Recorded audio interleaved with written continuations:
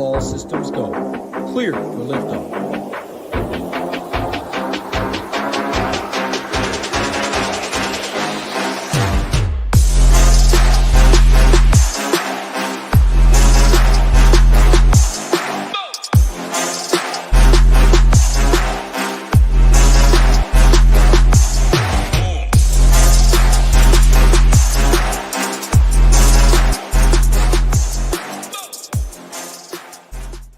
What's up, everyone? Tyler Tamboline here, a.k.a. ToeTagginTambo, back here to talk some more NBA. Finally back in here with my guy Ham. Hope everyone had a great holiday season. Feels like we're just getting back into a new one, but the new year just around the corner. So lots of good stuff going on. Of course, this show is brought to you and presented by SHIPITNation.com. If you guys want to get over to SHIPITNation.com right now, and we'll go through some of the stuff in a minute. As always, bringing up the projections, going through on the solver, our partner over there. But if you guys want to get in on the action, golf is just around the corner. Lots of stuff. This weekend, we got a Saturday night slate for Detroit at Dallas for Showdown. We got the main on Sunday. Going to have a lot of good stuff upcoming, but you guys can use promo code MAYO to get yourself 10% off over at SHIPITNation.com. Ham, my guy, we're back in the mix. Going to talk through it. And I say this off the top, we get another one of these sweet spot slates where DK just cuts off these last couple games.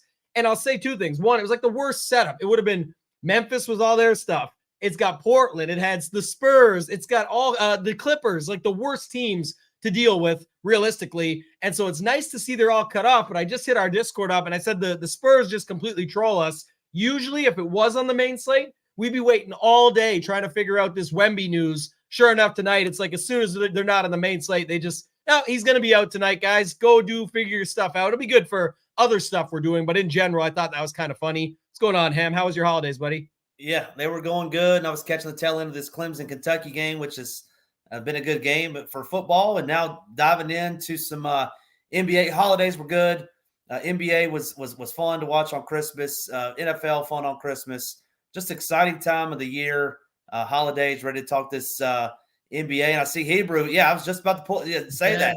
Hebrew's in there dogging me already. We hadn't even said anybody's name yet. I'm going to screw a couple names up, I'm sure, and I love me some negative value we'll find in there. So, Hebrew, appreciate you tuning in.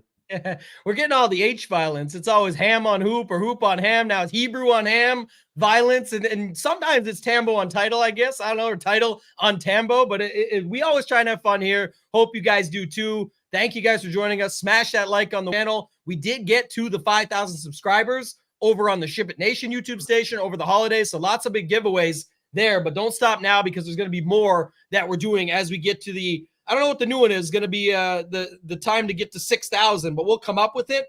Just got some news that Jalen Williams, listed the Jaylin, Jalen Williams, will be getting into the action there tonight. Good to go for OKC. I'll bring up the solver while we do this, but just give me your first thoughts here, Ham. What's your grand scheme overview? I think the big news is out of Boston, right? Yeah, no, and I'm with you. Don't have to, those last four teams, 2 games, we don't have to deal with. It's an hour and a half after lock, so that's nice. But yeah, I mean, the big news is the Celtics with Tatum, with Holiday, with Jaylen Brown, who missed last night. You and I were talking pre-show. I think Holiday and Tatum both played over 40 minutes last night in that thrilling overtime game against the Pistons. So that's the big news. What are those guys going to do? We already know that Porzingis is doubtful, so he's probably out. Embiid is out, as he has been. What's going to happen with Donovan Mitchell? We know Mobley and Garland are out. So just a few pieces we're waiting on. But I also think there's some good pieces to pick up along the way as well.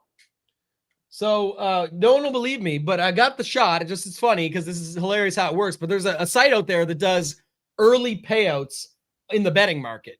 And the night before last, remember, it was the Brooklyn game. Everyone's like, oh, this is the game. This is the one Detroit's going to win. And I didn't really love it as much. I know it was like, it made the most sense on paper, but I didn't like it as much because everyone was saying that. And we know, well, Brooklyn has no studs. All their guys, or what I'll call studs at least, all their guys can show up and just make it work. And someone goes for 30 here and 30 there and whatever. So I didn't love it. It was like they were in it and then they were out of it, but that's fine. Last night was 10-1 on the money line for Detroit to win that game over Boston. And I've talked about this plenty in the past. I know we'll get to Boston here in a little bit when we get to the game. I said that the secret of the Boston Celtics and especially of Jason Tatum is if the game doesn't really matter and it's not something he could show off to, that he's like the top guy in the league. If he's playing anybody from his draft class, like a Donovan Mitchell or something, or if he's going up against somebody that's good, that he has to prove himself to and prove to the league that he's the top guy, he will always do it. You saw him at the All-Star game when he won the MVP, jacking shots left and right. It was him and Mitchell going back and forth that game. Last night was not a game for him to get up for. Now, what had happened was Detroit went up 20. So the first part of the story, that sparks what's called the early payout. So I only put $50 on it, but it got paid out at 10-1 on that bet. Probably should have went and just piled it all back on the other side, but either way. But the only reason Tatum even came back in that game was because the same effect of his mindset. He doesn't want to get embarrassed by this team. So he ended up getting back into the mix. Other guys did more too. I'm just saying in general, I think that's the secret of Jason Tatum and those Boston Celtics. We'll get more on that later when we get to the game. Shout out to our guy, Jake, all the others that are joining us here in chat. I did want to bring up one thing though. I love what Sean says here. This is the cool part to me of the way they're setting these slates up now. Not only is it awesome for anyone playing the classic slate, if you want to do both, you could still double dip your toes in this way. I'm going to be involved in this night slate as well. I love that. There's big prize pools for that.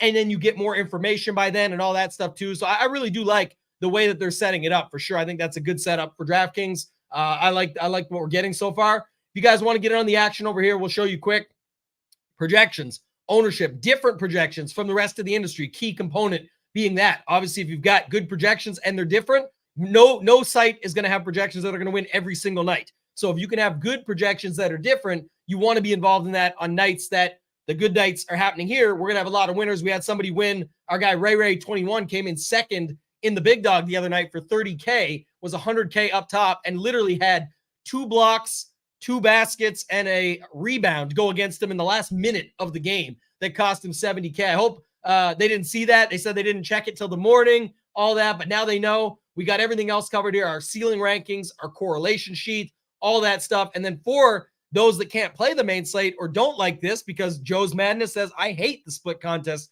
personally, but that's just me.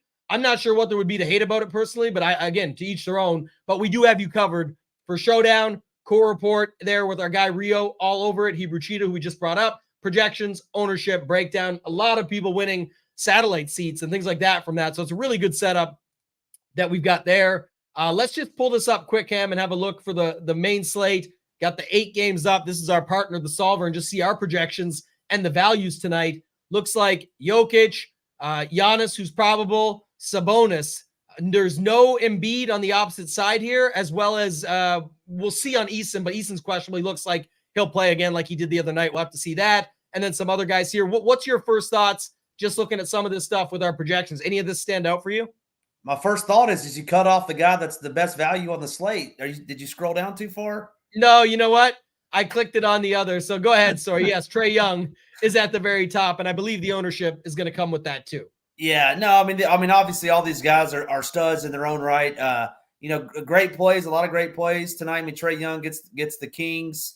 Don't rank very highly against point guards. I mean, you see the normal cast of characters up here at the top. I think we got Peyton Watson, who's going to be popular again tonight. Shot it 14 times last night. I think he's $4,500 for the Nuggets. So definitely some studs to pay up for. Then also some Peyton Watsons of the world to get in our lineups as well. So we'll dive in as we go through these 8 games. Yeah, I'll bring it up. I don't mind Joe's opinion on this one. He says, I like having the edge of the late games. Normally find this is his reason why. He said he doesn't like the split contest, but normally find 1 or 2 really good plays in the late game. I would argue that just on the opposite of that, just to say, I like the point, and that's fair. I just would argue that for the amount of nights you actually have that info that can go in your favor, there's also nights that you have no idea about what's going to happen. So you're already forced to cross off those spots anyway. So if you're playing a portfolio of lineups and you want to backload some, understand it from that perspective for sure. Again, there's still some later games tonight, 2 hours after the slate starts, but just not going all the way to 3 and 3.5 hours after it begins. So good takeaway there. I always like to hear other people's thoughts on how they're handling it, what they feel about what's going on across the industry. But let's get into this. And our guy Go Collect, shout out to him. He says, Tambo, is tonight the night to go the other side of Trae and get some? Yeah, we'll see when we get there of what that play is and talk about it. But Fox could be in the mix. You can always go opposite side. We'll see what we do there. Let's start, though, with Brooklyn Washington, and get your thoughts on this one, Ham. Yeah, should be a highly contested game in terms of total points scored. Pretty high total between the two. Coming in over at what 240, 242, I believe, somewhere in that neighborhood. So you're going to see quite a bit of fantasy points in this game. The big talk, right, was Brooklyn the other night. Is Mikal Bridges going to play? How long he's going to play? Not to beat that dead horse, but I think he's a good play tonight. My other Brooklyn player that I like, Nick Claxton at the center position. He's showing some good value. And then on the other side, Kuzma would be my favorite wizard on that side. His price is a little high though at 8K. So going to be a little bit lower on him than maybe most, but it's going to be Bridges. It's going to be Claxton for me. Those are my two favorites in this game. I don't know how much I'll be playing of them, but those would be my two favorites for sure. Yeah, the one I was thinking about was Gafford too, just because it's, he's still priced down lower than the other guys in this spot. And at 6K, like I was just pulling this up to give a look. Again, it's not really going to be your shots that you're getting it from. It's always going to be from those boards and that. But realistically, he's been just doing it plenty lately. Like all these spots here are all pretty good scores that he can put up. I'm not sure if people will be able to get there just the way the slate sets up. And so there is some position scarcity, things like that you could look at. But I think just in general, it's an option tonight. I don't mind your other calls. I just always, like we talk about this all the time. He's probably fine at 7,300. I don't care about last game, all that stuff. We're not getting into every podcast and show that's talking about the unders and the bets and who cares. But he can definitely put up scores at this price tag. And some people don't like it because it's still like it's 7,300. He's only a floor guy, blah, blah, blah. But you still got to find somebody like this that you can get in there in your lineups tonight. So I kind of like Bridges, Gafford. Those would be the two that stand out for me here. Let's move on. Let's go to New York and Orlando. First thoughts on this one, Ham. What do you got within this game? Pretty tight, as far as the spread is, pretty close and could be a good game here. What's your thoughts on this one? Yes, it's to me, this is more of a good real life game than it is a good, fantasy purposes. These Knicks games, I typically, maybe have one or two at the most, but the Knicks generally aren't fantasy abundant. I mean, you have Randall, obviously you could play. You have Brunson that you could play. I think this is a good real life game. I think, but lower, slower, lower paced. I mean, it would be those top four that you see there that I would have interest in. But I will probably not have any of these on my main team just based on the fact that I think there's other places to go. And Randall and Brunson, they're just so high in price. I think I'll probably pass on them. Yeah, you can get some games out of Franz, but the other stuff is, like you said, just the price matters, right? That's kind of the difference. So you can pick and choose your spots within this one, but I scrolled it down for you. I wasn't sure if you were going to get Josh Hart in there, DiVincenzo. Like I thought you'd be going down the board. Anthony Black, by the way, don't forget now, what was it the other night? He couldn't miss a shot 2 nights ago. 9 for 13 with 4 for 6 from 3, just made pretty much everything that night. But what's your thoughts on the setup of looking at it from, the other guys down here? Anybody that you usually like that you could get into? I mean, yeah, it would be DiVincenzo for me at that price, 4,700. I mean, some of the stuff I look at over here at SHIPIT Nation, is saying that he's looking good. He would be my favorite. I mean, I think Anthony Black, when he was doing that the other night, that was kind of a one-off. And I think for the most part, he's going to play his customary, 20 minutes, and it's going to be a lot of Cole Anthony, coming in for him. So no Black for me. If I was going this low, we're not quite to the red in the value. So I'll get the last orange there, that last orange piece, and I'll say Dante DiVincenzo is my favorite Nick, down there. Yeah, probably just as good as playing KCP at a bunch more money when we get to that spot in a little bit. But just to note, because Ross asked, yeah, I mean, you can look at it here, go over. We're talking main slates always on the show. That's all it's about. We don't have any secret edge there, anything like that. What I would say our edge is going to be is pretty straightforward. Like I always will tell you, it's in the projections. The projections will be updated. We update them all throughout the night. Our guy Boomer's on top of it for every single thing that happens. And then on top of it, it's each game slate that goes with it as well. So he's updating it every game set. So it'll be updated well before that last one to get you all the pertinent information that you need. Our guy Hebrew is going to cover stuff off probably in the Discord. And then also on the Showdown Core Report, it'll at least cover one of those games where you can get one side of the action if you do want that. And then we're in the Discord covering it as well. So got to keep it that way. And our guy Bader, he's a big New York guy. Had some takes on the Jets last night. What do you say here now? Lots of talk with the Knicks giving IQ more minutes. Where do we have him on the chart? Down here. What's he been up to? To me, though, it's just tough for him. Like I think he's a really good player in general, but with Brunson and Randall and even RJ Barrett, he's like the fourth option. I mean, I think he's great if one of those were to miss, but he just doesn't play enough for me. Yeah, one of the things about it is for sure that, and I mean, that's, great about him getting more minutes. I can already see, like, here, maybe even if he gets even more, the problem is some of what you'd want here, like, let's say you got him to 30, it's kind of, let's say you got this to 25, this to 28, and I mean, just examples, you're also got a guy shooting 70, he needs to be knocking things down. It's, pretty much irrelevant everywhere else what he does. I do like him as a player, talent.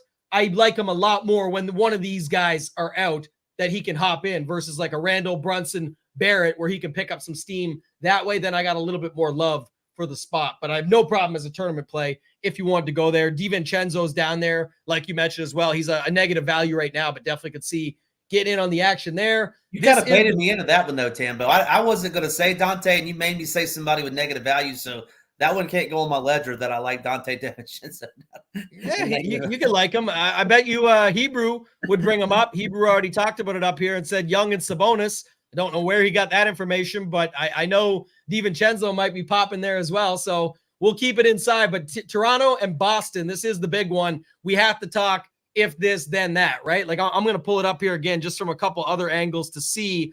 I don't think we've got any updates since we've been on the show on this. I know we'll get some stuff as we get closer to the slate starting. It's only the second set, just half hour after tip for lock, but it is still questionable that, what is that, back-to-back 41 and 43-minute games for Tatum. I know Brown set out last night, mentioned that earlier. I know Porzingis is already doubtful, and then Holiday's going on 44 and 38 minutes in the last two games as well. So I'm not sure how this one actually does play out. Do you have a read on this, or anybody in the chat talking about it, thinking about how this one actually plays out, what you think ends up happening? Because Derek White was just going off last night too. So maybe they feel comfortable with where they're at with sitting Tatum tonight. I'm just not sure how they're actually going to do it.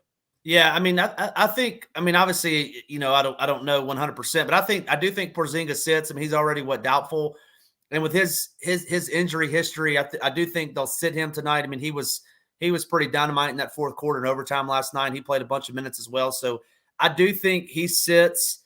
And Derek White, I mean, goodness gracious, they got him basically free from the Spurs, and he's just been, some people think he's an all-star this year. He's having a tremendous year. So the if game, if Jason Tatum sits, I think Derek White is a must start, assuming he plays, obviously. Even with Brown and Holiday, I think Derek White is going to get up 20-plus shots. He can do a lot of the other things as well. I think I was watching that game last night, and he has, I think, like 5 blocks in the last 2 games. I mean, he can get block shots. He can get rebound steals. He can do so many different things. And I really like Derek White, especially if Jason Tatum sits. Even if Drew or Jaylen Brown sits, one of those, I would still like Derek White. Really like Derek White tonight. Assuming, obviously, Porzingis sitting and then one of the other big three. I really like them. And then, coming into some of these, lower price guys, and I'm going to mess this guy's name up. This Nemes Quita guy, that 4,400, should get some more minutes with Porzingis out. Horford has been ruled out as well. So those two are already ruled out. Peyton Pritchard, good price on him, 4,900. And then on the other side, my boy, I've changed my tune on my boy OG Anunoby. That guy the other night was just absolute dynamite. I forget who they played. Oh, maybe it was the Magic that they played the other night. But I like OG. I think Scotty Barnes is a great play tonight. And I don't mind Siakam, but I would say OG and Scotty Barnes are my 2 favorite Raptors. And then, like I said, really like Derek White if one of the big 3 are sitting out, assuming Porzingis is already going to be out. I'm just trying to see here too. I don't think I like OG as much. I think I could get behind Scotty, but man, even Scotty, big boy price tag tonight, 9K. I don't know. People always say this about him. Like I think some people don't think that's big at all because he can put up these 59s and stuff like that. But I mean, you almost need it once you get to 9K, right? Like that's kind of where you got to get to get some action. So it's like, it's fine. That's why I'm playing. I'm like, I'm good with him playing, but I just would say it's not like, this is not my favorite spot. Now, what happens here is when we get the news, then it becomes more of a good spot. And that's why everyone will hop on it at that point. So we'll have to wait and see how that goes. But it's because it's, to me, here's a better way to explain this. This is only a good spot if these injuries happen. And that's the only thing that makes it a good spot. I know that's what people think every day is in NBA DFS, but we have an 8-game slate here. There is going to be other spots that we can go. There's other price points and guys at those price points that we like. So we'll see how it actually ends up shaking out. But I wonder what it's going to look like when we actually get to game time. I will say on Derek White, people try and say this, but like these are not like, okay, fine, 10 for 13. The rest are just pretty standard shooting nights. We're fine. That's good. The other stuff, pretty similar. Getting a similar number of rebounds every game, a similar number of assists every game. The block, but it's all the blocks. He gets 2 every game. 2, 1. I mean, 1 and 0, 2, 2 again. Like it's very consistent with what we're getting out of him, but I think people just don't love this price tag. Now, obviously, this guy gets boosted up the minute we get one person ruled out. This is a key point. Shout out to my guy, Parabay, the man, always coming through with the good stuff. That is crucial. And I don't think that's why I don't think people think about that enough, but that does matter, right? You get the dual position eligibility. You can then do so much more within your lineups on DraftKings. And I think that's a bigger piece that you got to keep in mind when you're doing it. And then Go Collect says it too. I actually have no problem with that. Once you get invested in it, you almost may as well go all the way. And that's funny enough, is not a lot of people do that. They'll say, oh, you know what? I'm going to play the 2 best value plays and make that fit everything else. Can it work? Absolutely. But sometimes you see it where it's like, if this, then that. Well, if you're playing all these value plays and you think they're going to stick in the game and play it out and have everything else happen, then I would want something off the other side. I would feel better about that. We got some really good comments coming in, so I'm just going to keep looking at them here. But our guy Parabay back here was looking at stuff too. Delano Banton starting, keeping Pritchard off the bench. Kata starting at the center with nothing with those Celtics. I mean, I was all over Sam Hauser last night. With no Jaylen Brown. I mean, he played like 17 minutes. It's just they have so many dudes on that Celtics team that command the ball and are going to get the shots up. It's tough for a Hauser, for a Pritchard, for a Delano guy, whatever. It's tough for them. I mean, I understand if they're like, min price, they can get to 25, but man, it's tough for them to get much higher than that. And I'm not saying it can happen, but I'd rather have the Derek Whites of the world that if Tatum sits, his usage is just going to go up, and as opposed to a Hauser. And I get it, there's price involved and everything, but yeah, we saw this we see this all the time. Point Scotty's a real thing. Parabay knows this as the most, but it's like, yeah, we saw them roll out that lineup last game, so that's awesome to see there. Again, maybe like it definitely adds to it. It helps, but again, when he's almost 9K, you still have to consider the rest. So this is usually true as well. Again, don't know what we're going to see happen just yet. Speaking of Derek White, though, Zamir White, football conversation right quick. Josh Jacobs, doubtful for this week. So Zamir White could become a really good play over on DraftKings there. But we'll get back to basketball here. Let me see. There was another one. I just brought this up. Yeah, Gary Trent. They started Gary Trent for Schroeder the other night, and Gary Trent still only played mid-20s minutes. I don't mind Gary Trent. I mean, he is starting. That's a good price on him. They seem to gel a little bit better together the other night. So I definitely don't mind Gary Trent. Would not go to Schroeder, but any of those starting 5, I think would be okay. You don't like OG. I'm a little higher on OG than you are. I think he had a really good game tonight. I think that continues tonight. Yeah, could. I've definitely got no problem moving around some of these other guys. You're talking about 2 nights ago with him again, just similar stuff with OG. It's always the same thing, right? Like he's going to be a floor-ish type play. I guess that the savings is what matters, right? He's a different position and much cheaper than a guy like Derek White, but not nearly as consistent. Really needs that shot to go down if he's not getting his usual peripherals, which is what we're playing him for. So that's just a bias thing for me, but I was like OG better on FanDuel with their scoring. He's usually a fair price or a cheap price.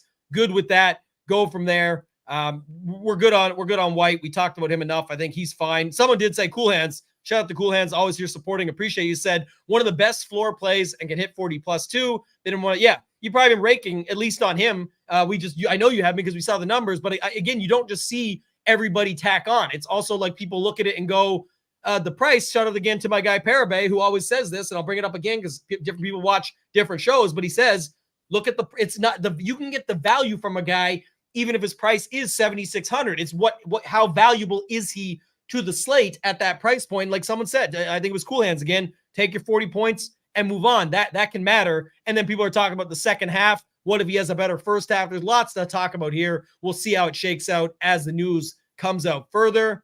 Yeah, let me just say this real quick. This is a good call too for both of you guys. Yeah, I like that one. Yeah, I mean, I think, and once again, I don't know. I think Porzingis is definitely out. I think one of Holiday or Tatum sit as well. I would rather have Tatum sit than Holiday. If Tatum sits, it's Derek White for sure. No matter what the price, $7,600, he's going to pay that off if Tatum sits. I just think he will.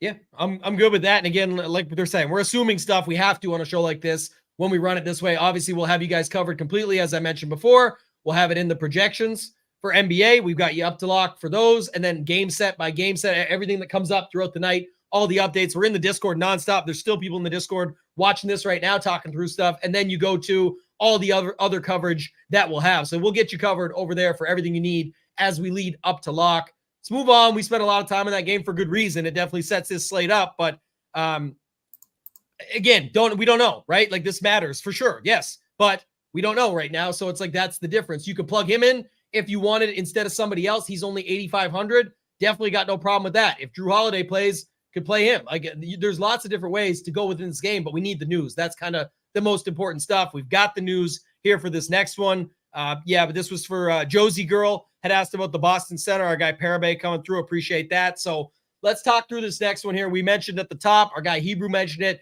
Trae Young, Sabonis, both look like really good plays, but definitely expensive to afford them both. And then Go Collect mentioned, what if you want to play Fox on the other side of Young? You could play Murray at 7,700 and just hope for the best. Like, there's lots of different ways I think you could play this game. Let's talk through this one. This is a good one here on paper. Big time total, close spread. Looks like a really good game to attack. Yeah, I feel like we had a Pacers total that was like 250 a couple of months ago or a month ago, and people were freaking out that they'd never seen it. Now I feel like we see it all the time. We don't, but just feels that way. This should be an exciting game, back and forth game. Let's just start at the top. Trae Young, great play tonight. Obviously, our number one value on the entire slate. I think he's got a great matchup. Kings bottom third as relates to guarding the point guard, as it relates to fantasy points. Sabonis, great spot as well. On the other side at the center position, some of the other guys that I want to touch on that maybe people aren't talking about. Jalen Johnson, really like Jalen Johnson tonight, 6,300. Great price tag on him. So really like Jalen Johnson. As it relates to De'Aaron Fox, I think I'm out on De'Aaron Fox. Just looking at the way the Hawks guard point guards, I think they're a little stingier on point guards than most. Which generally means he's going to get Dejounte Murray. So I'm out on Fox. I think that's a good contrarian play if you want to do that in a tournament. And then lastly for the Kings, Keegan Murray. I see he's showing a little bit of positive value. Don't mind Keegan Murray there. I think Malik Monk is fine. And then talk about your boy Kevin Huerter coming back home to the ATL to take on his former mates. I don't like Kevin Huerter, but he is coming home tonight. Is he even on there? Yeah, he's way down there. Red. Here we go. He's in the red. We found him. No, we talked about him last Friday. Like, yeah, if you want your 20 points, yeah, go ahead and click Kevin Huerter. I don't like Kevin Huerter. I was just saying that. But I do like Trae Young. I do like Sabonis. I do like Jalen Johnson. I do like Keegan Murray. I am out on De'Aaron Fox tonight. Interested to hear your take on Fox. He was the one guy, though, that I think of that night. It was our guy Newlands. I saw him in the chat here earlier. He had three guys. I was correct on two of them. And then I think Huerter was the guy he said we'll give him the pass because I think it was like 5K and got just over 5X. So shout out to Jordan. But this game, obviously like those two guys at the top, Jalen Johnson, I know Hebrew just got excited. This has always been Hebrew's boy. He's mentioned him a couple times since the start of the season. Remember, he was just coming back, right? I believe this was his first game back from a while, and he came out and did just fine. I think we could even see a little bump in those minutes. I see a bunch. What I will say is this, even Murray, fine, but like you'll see they're all pretty solid values over here, and they're all in that price tag that I'm not sure as many people are going to be excited about. But I think a lot of these guys from Monk up to Murray can actually make a lot of mistakes and still get away with it on this slate. Again, just talking about if this game goes how you think it goes and we get the back and forth, as ugly as it is or as balanced as it is or however you want to look at it, I think there's an angle here just to take on a bunch of dudes in this game and overstack your lineup with all these guys and just hope that, the game goes the way it's supposed to, because then they can make mistakes, right? You say, oh, but they still need to do a lot at 61, 63, 65 with the total and the back and forth. I think you could see a spot where you just still see a bunch of them come through and people at the end of the night just go, oh, all those balanced guys that I didn't want to play because I felt like it was just a little bit. Imagine this, Ham. Imagine here that it was 59, 59, 58, 52, and it's not. And I understand we play a salary game, but I'm just saying you can put a bunch of these guys in your lineup and play it out that way and get there still. I think Johnson's my favorite. I don't mind a Monk or a Murray. I can definitely play a guy like Murray instead of Trae Young. I like Young and Sabonis the most, and there's going to be ways to fit them with value, but I definitely think that you can put a bunch of these guys into your lineups and you'd be good to go. Yeah, I mean, the Hawks have one of the worst defenses versus centers on the season. Probably bottom 5. So Sabonis is in for a smash spot. I think he got a triple-double last game or the game before that. He's had a couple, I'll say, over the last 2 weeks. So I think Sabonis in a smash spot. I mean, we obviously have Jokic on the slate as well in a pretty good matchup against Chet that we'll get to. So center's going to be interesting. I don't think, or maybe you probably could fit Sabonis and Jokic in somehow. It'd be tough, but Sabonis is a great play tonight. Yeah, down to 5.1K just like that. So, I mean, that's really how you got to look at it and see how you want to go about it.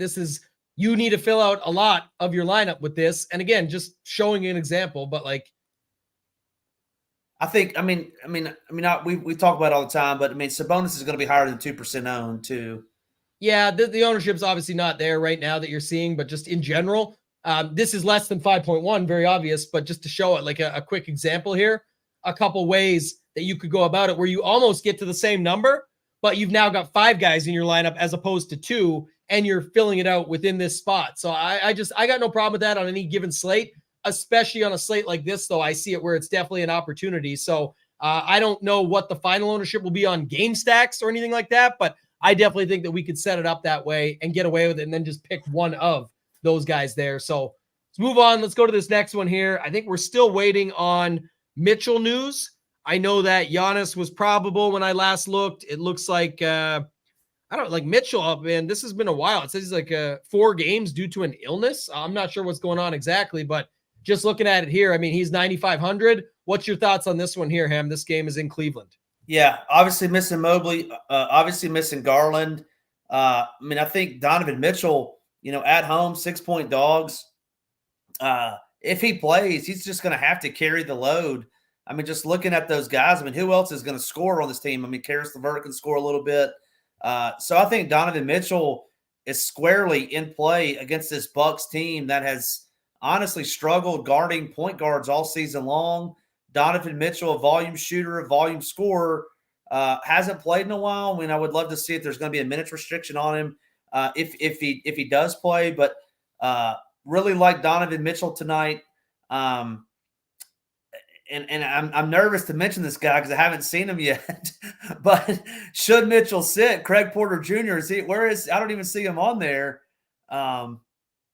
He was here. There's no way he's this isn't updated right now or something changed. We just looked at it pre-show when we were talking about some of the pre-stuff. I saw him better than this as well. But obviously it would be a total different story anyway. The updates will come in well before lock. If the situation is that Mitchell is out. So, you're right. We only have him projected for 10 points. That's why he's down there. He's down there. So, so I think if Mitchell sits, Craig Porter Jr. obviously comes into a great play as well. We saw what Jarrett Allen did. Obviously it's a little bit different matchup than the other night. Jarrett Allen, I think, 24 and 23 the other night. So wouldn't mind him if Mitchell sat, but I think Mitchell squarely in play, assuming he plays, obviously. Then on the other side, one of my favorite Bucks is going to be Brook Lopez at the center position. I think he comes in super low owned, but I think he can still get the job done, 5,600. Don't mind him at all, but it's Donovan Mitchell for me, assuming he does play. And how much do you like him versus the others on the slate? Because here's the thing, people are thinking that he's going to play. You don't expect an illness to linger this long. Obviously it can, but just in comparison and going back, he's $400 less than Trae, for example, here. How would you rate him on the slate? Trae is at the top of our values, but where do you put Donovan Mitchell versus the others?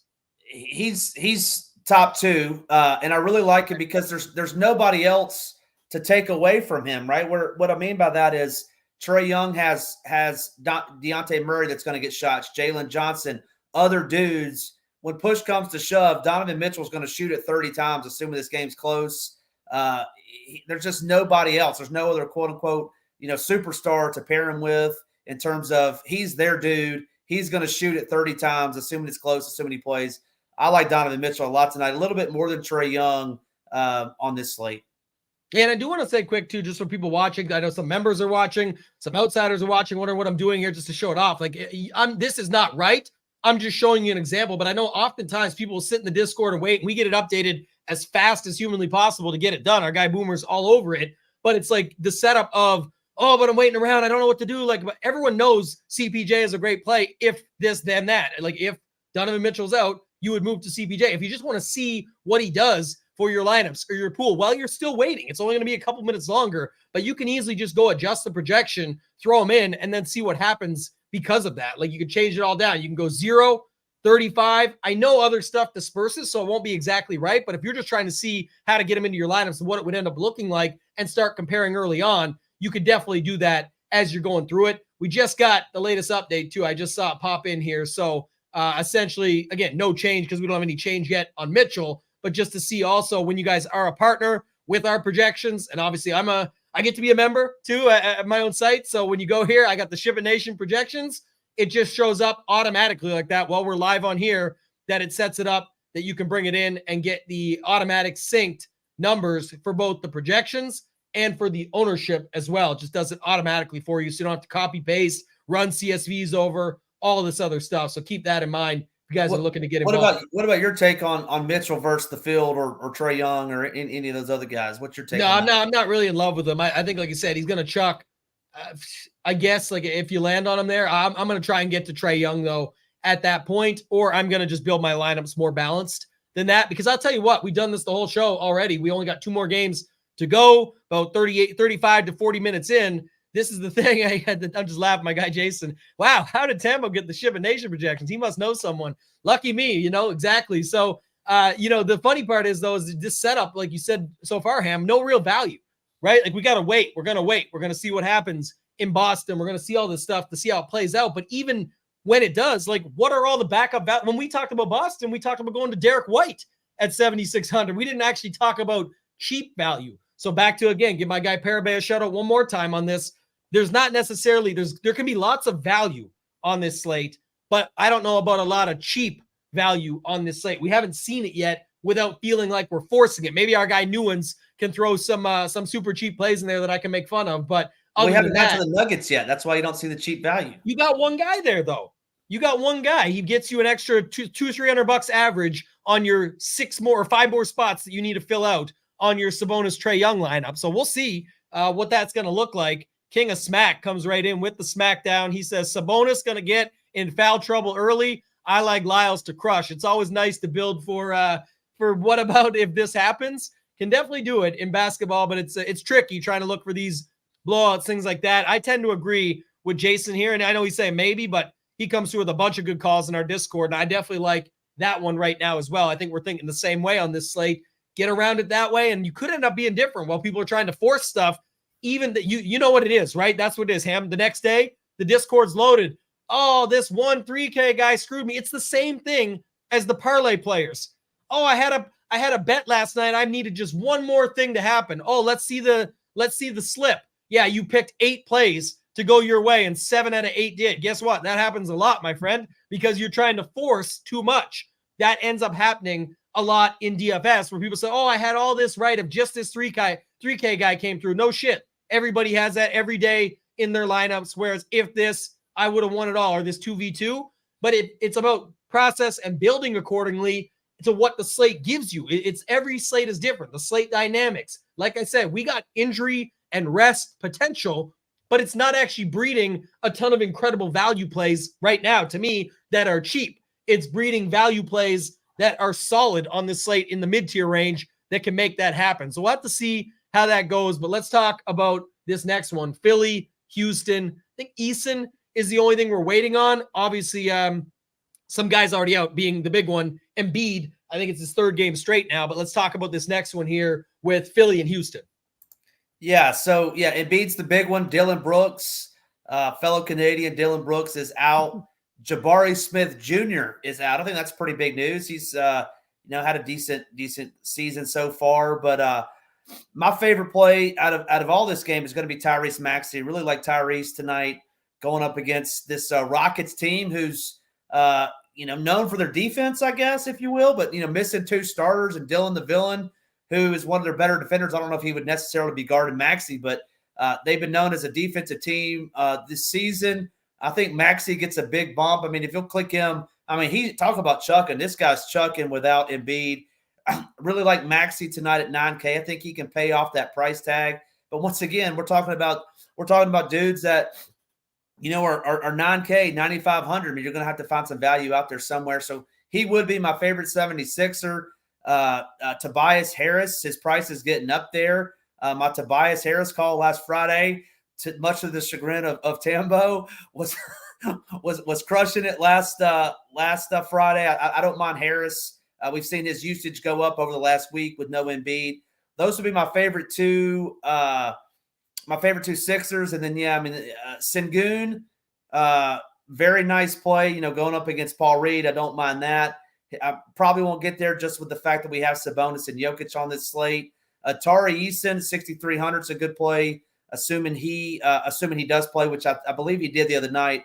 But it's Maxey for me. It's Harris number 2, and then maybe Sengun or Eason as a bring back if I wanted to go there for the Rockets. I just went to our ceiling rankings real quick just to look at something, and just interesting one that popped off the page to me. I know it's a smaller sample. These obviously, as I always say, part of the soft launch over at ShipItNation.com. They'll get better with time, like a fine wine, if you will. But if you look at Trae Young at 9,900, because I was looking I like Maxey. I think I actually like Maxey more than Mitchell, to be honest, just because the spot, and like you said, he's chucking. I know they got to go down for him, but at that case, I don't mind it at 9K.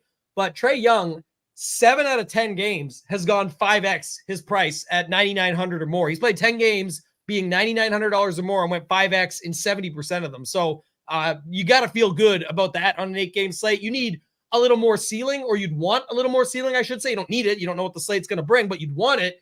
But man, even 20% of the time he's hit 6x. So that's better than most of those other guys in that range by far. So I got no problem just thinking back to that one, even though he's going to be more owned, just eating that chalk.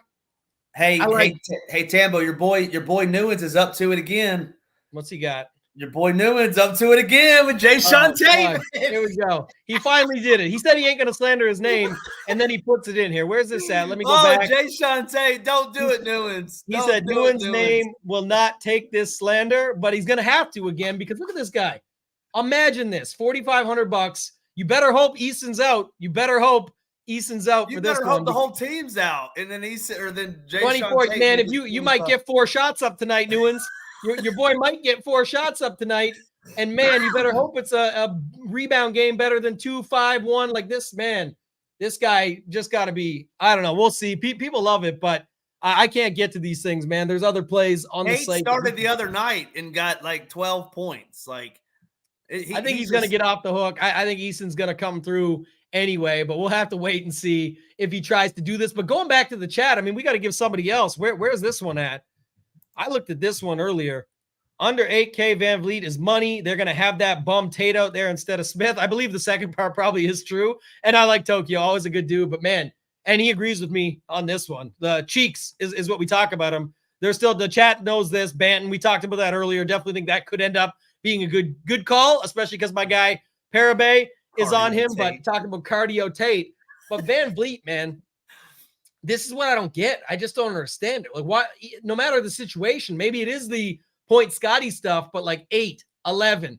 It just, he hasn't been even taking the shots. He never really gets you much else over there. But, these one game, he can do this. I mean, this is, the stuff that you're seeing. I just don't know. Like 7,900, he still kind of feels like he's sucking you in at that price where you get the Best Buy pricing, $7,900. What were these guys talking about earlier with Cam Whitmore? I didn't see that, but yeah, that could be it. Don't play Cam Whitmore. Whoever that is, don't play him. No, the chat, they like him. They like Cam Whitmore. I saw mentioned a little bit more earlier on too. So we'd have to wait and see. But we'll have that stuff covered in the Discord. Our guy Cool Hand said earlier. That's who I saw it first. He said that. And we're going to talk to Melton is another guy, most consistent with Embiid out. Let me check if I can check him. How much is Melton on this slate real quick? And Hebrews touting Cam Whitmore too. Melton, he's right there. What is that, 6,100? So Melton's 6,100. I'm just secretly looking at the ceiling rankings. I want to see something. So he got 9 games, almost 60% of the time at this price tag, hitting 5X, and 10% of the time still hitting 6X. So nothing crazy there, but good enough on the 5X. That's a base value play. Let me go just check our boy. I want to see real quick if we can get him in here. Jayshawn Tate. We might not have enough on him or anything to look at, but yeah, it doesn't look like it. There was someone else, though, that you just reminded me of that I wanted to check at that number. Let me go back here. Sorry, guys, getting lost in the mix here with all the fun. Oh, Van Vliet. That's who I wanted to check, what he's been doing at this price tag. So Van Vliet, this is the thing. We're not going to show it all off. It's behind the paywall. You guys can go check it out. But this is the thing. Van Vliet, and Cool Hand says this, why do it when you can just get your guy D White in there regardless? But look, Van Vliet, 16 games, one of the better sample sizes all season, being at this price, 7,900 or more. Only 25% of the time has he even hit 5X. But what gets people excited is the 1 or 2 times he's went 7X. So that's how people look at it. But again, 8 games, all these other factors. I mean, it's not really a spot for me, and I usually like this guy, but he's let me down enough times that I can't get to it. Another person, our guy David, comes in, says Derek White Knight. Got to agree on that spot. We'll see what the other stuff is that pops up. Anybody else you want to talk about within this game? Obviously, at the center spot here. Yeah, I was going to ask you about Sengun. I mean, I watched the Pacers, that Pacers Rockets game the other night, and goodness gracious, Sengun was just dominating that game. I mean, everybody. Van Vliet was, passing to him. He was taking all the shots. It felt like he really impressed me the other night. And with no Embiid, man in the middle there, I think Sengun versus Reed and your boy Mo Bamba. I don't mind Sengun. I mean, the problem, and I feel like I say this all the time, is that center position is just so loaded tonight with Sabonis, with Jokic, with Gafford. If you wanted to go down there, like you talked about earlier. But this Sengun guy is a really good ball player. I guess it was a blowout the other night against Phoenix, so they took him out and he only played 29 minutes. But I don't mind Sengun at 8,400 against Paul Reed and Mo Bamba. It's just going to come down, how am I going to build my teams? Is it with Sabonis and Jokic, or is it with somebody that's less expensive like Sengun?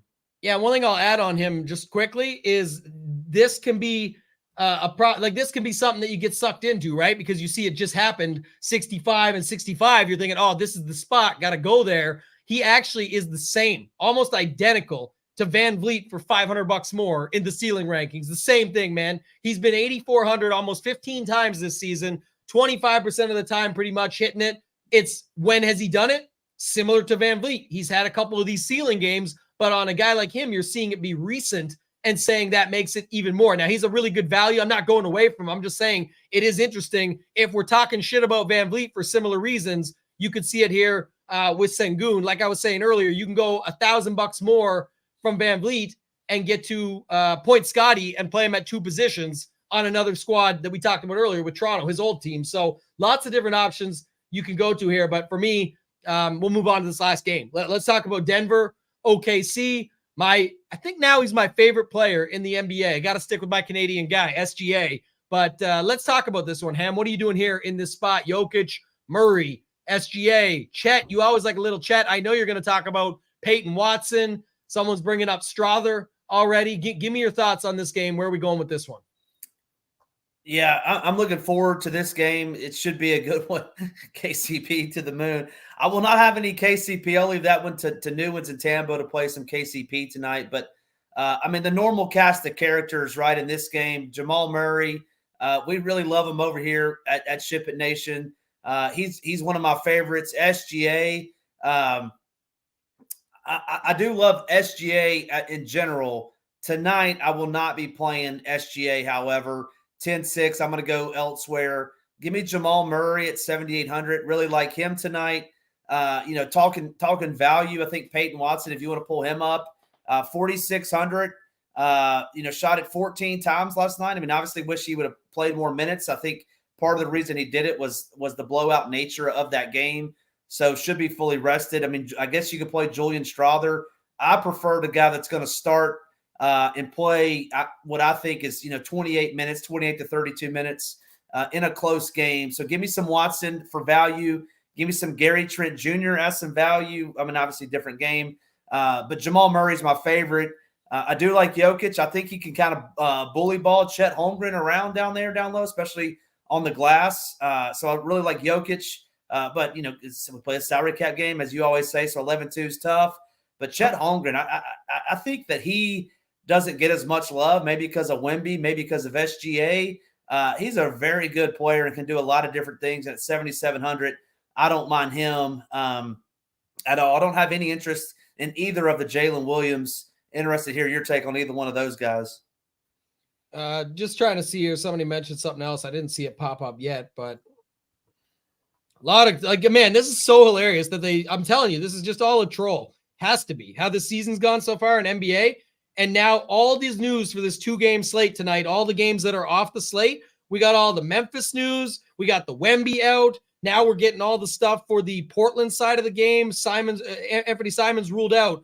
Sharp ruled out. DeAndre Ayton ruled out. Reith ruled out. Like Kamara's questionable. All this stuff that we're seeing, just hilarious. But I didn't see the MPJ one, so maybe I missed that. But either way, just going back to the spot. And like Ross said, there's 2 games left. Yeah, didn't have the scroller over enough.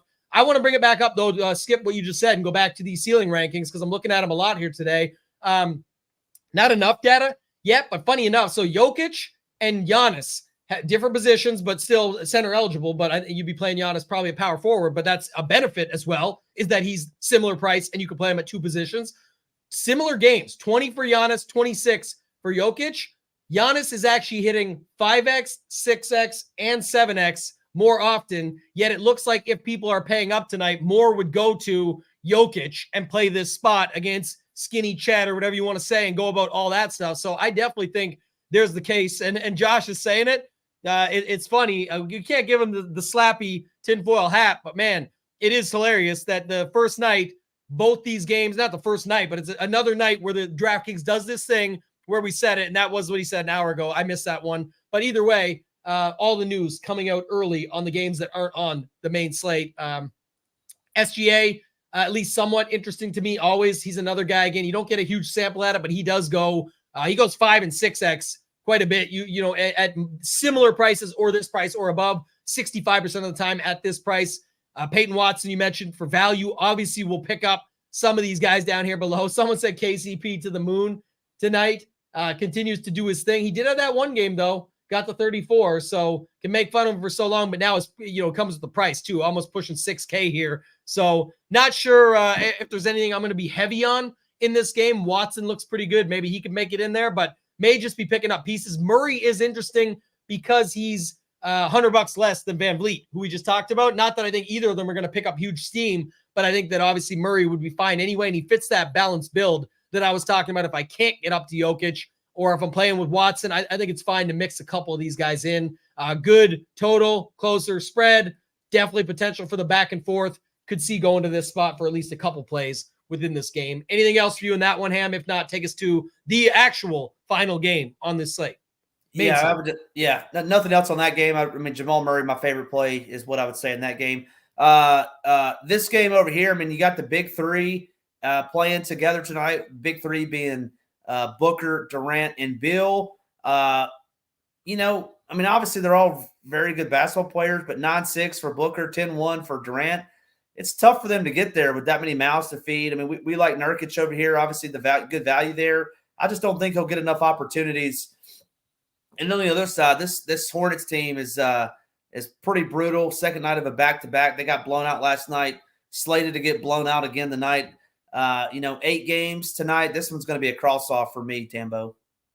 Yeah, for me, it looks the same way right now. Like I was trying to look for anything here. Funny enough, the other thing that popped for me was our guy right at the top here, Nurk. But like you said, it's just really hard. Now he fits the balanced builds we talked about, but with all the other options that we went through on the slate, and then we'll see how things shake out further, it's tough to say where I'll land. But if I landed on anyone here, it actually would be the guy right up here at the top. I mean, the Mark Williams doubtful thing came out like an hour. I mean, guy hasn't played. He's It could have been his first game back in a while, but they already have Nick Richards priced because of that. It's been going on for who knows how long now. Beal back, kind of, cheap price tag, but I don't trust the minutes in that. And then you've got other guys to compete with and contend with. So I don't really know where else I would land here besides Nurkic. And again, it's just interesting. He does pop in the projections. I was just trying to see if we had him listed in here.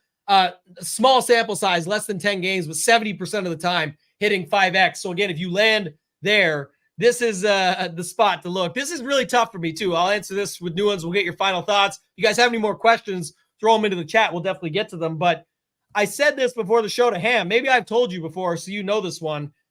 It's tough because longtime Lakers fan since 97, still am. Kobe got me into it. It was the year Kobe did the dunk in the dunk competition between the legs. This is a thing. So I've always hated on Boston, but I really like Tatum. He was a big Kobe guy, in the gym with Kobe, that sort of thing. And my son's name is Tatum.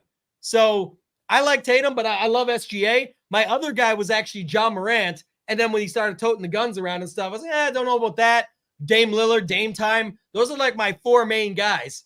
And now it's Morant's at the bottom, Lillard's third. It's between SGA and Tatum. So I can't give you an answer, but that's my rankings on them. It's just 1A, 1B, then Lillard, then Morant. That's my four guys that I like in the NBA. Ham, who are your favorite players now? And then tell us about the ones in the past. We always got to use the Ham is old jokes on here as well. So who's your past favorites? Who's your current? I mean, anybody that grew up in the 90s, man, like you just wanted to be like Mike. I mean, drinking the Gatorade, buying the shoes. So it's definitely Jordan, definitely Kobe, definitely Shaq, Hakeem, the Dream Shake. I mean, back in the day, those early 90s or mid 90s Rockets teams were fun to watch. So anybody in the 90s, I like. And today, I mean, who do I like watching the most? I mean, I like watching Luka. I like watching Jokic, then Boston playing. I mean, I guess Memphis is my team, and I love watching them. But I'm with you, like Ja Morant. I just don't think he's going to get it. A great player, a great talent, but yeah, I don't like some of the stuff he does off the court.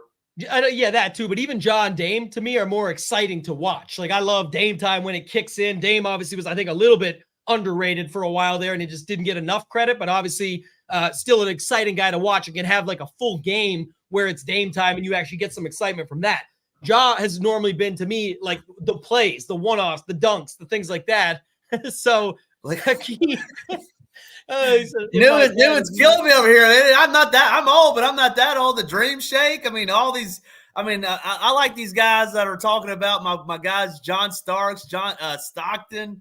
Yeah, that's what I'm talking about. Now you guys are talking my language. He says, I mean, this is to me the worst take. Best shooter in the game is I've never been super excited about watching a Steph Curry game, as he's definitely fits the mold. It's Steph Curry we're talking about here. You can't really talk bad. I'm saying, but I don't hear a lot of people say it. And now Ross is in here adding it too. Like I don't hear a lot of people say that. We know he's the best shooter in the league. It just depends on how you look at guys. But I got way more. Kobe all time was definitely always my favorite. I never sat there and said he tried to say he's better than Jordan or LeBron or anything, but I definitely liked Kobe the best. But I actually think Josh's take is correct here.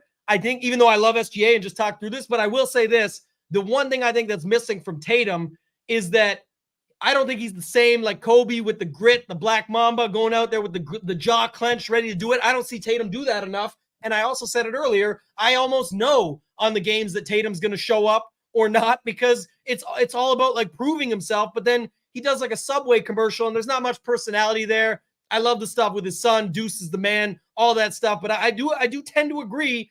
As much as, there's spots he's shown up in and he can do it. His talent is unquestionable. It's more of, I just don't see it as like, it's like he wants to be Kobe, but I just don't see him I don't think he's going to be a Kobe. And SGA is pretty quiet in his own right, but man, he lets his game do the talking. He really is strong across the board. Everything that he does, consistent with it, and just seemingly continues to get better. That's kind of why I got that love for him. Not just that he's Canadian, like everyone will think. I like that, that's just an added bonus. I just do think that SGA has got a really complete game. He lets his game do the talking for the most part, and it continues to get better. So I'm excited for him. They got a lot of stuff going on too. Don't forget all the picks OKC is hoarding with all the stuff they already got going on their squad currently. So I know we're not talking the slate anymore, but there's still 200 people watching. If you guys have more takes, thoughts, questions, by all means, throw them out there. But yeah, Jason, we're on the same page here. Starting to build a young powerhouse. That's the thing. He'll start getting more attention. That's for sure. I agree with that. There's some stuff to this. Definitely this hurt. I mean, for a guy that was trying to be what he is, and like I say, showing up certain times, it's got a little bit stronger for what he needs to show up with. I was hoping kind of that Jaylen Brown would go out of there and they would figure something different out, or that Tatum would leave. I was actually hoping Tatum would come to the Lakers, to be honest, but maybe that's a pipe dream. We'll wait and see. Ham, any final thoughts for this slate, man? Anything else you want to talk about before?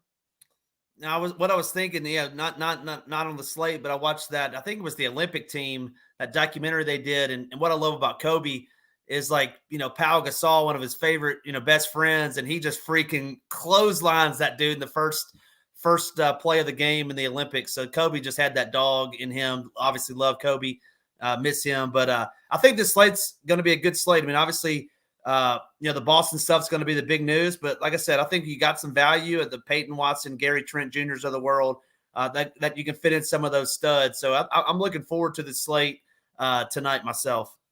Yeah, it'll be interesting. We're going to wait and see, get all the stuff. We'll be back in the Discord, checking it all out, see what we got going on there. But I didn't see. They want the ham special, the ham play of the day. They want the Tobias Harris, the Tobias Hamwich of the day. What do we got?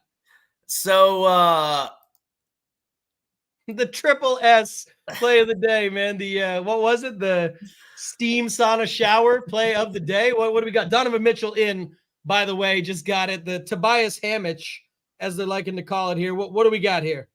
I'll give him two. Give him two plays.